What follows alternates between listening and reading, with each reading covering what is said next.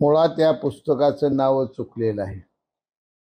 या पुस्तकाचं नाव घेत असताना नरकातला किडा मी संजय राऊत अशा पद्धतीने त्यानं पुस्तकाचं नाव घ्यायला पाहिजे होतं.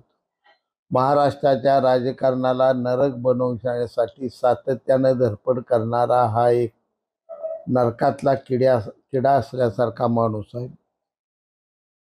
पंतप्रधान नरेंद्रजी मोदी असोत, राष्ट्रीय नेते शरदचंद्रजी पवार साहेब असोत, स्वर्गीय बाळासाहेब ठाकरे असोत, गृहमंत्री अमित शाह साहेब, या मोठ्या राजकारण करणाऱ्या लोकांच्या जीवनातील चढउतार किंवा त्यांचे एकमेकाला सुखदुःखात झालेली आठवण, जाणीव किंवा केलेली मदत ही त्याच लोकांना माहीत असते. विनाकारण मी प्रत्येकाच्या घराचा शिपाई उतरून मला सगळं माहीत आहे असा आविर्भाव निर्माण करून खोटं नाटक काहीतरी लिहून महाराष्ट्राच्या जनतेची दिशाभूल करण्याचं काम या पुस्तकातून संजय राऊत करतंय.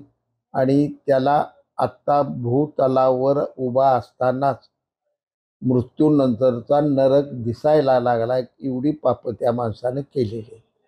काय परत पुस्तक त्याला उत्तर एखादं पुस्तक तुम्ही काय लिहायची इच्छा? एखादं पुस्तक लिहून उत्तर द्यायचं झालं तर फक्त पुस्तकाचं उलटं नाव करावं लागेल. स्वर्गातला नरक, नरकातला किडा संजय राऊत हे नाव द्यावं लागेल.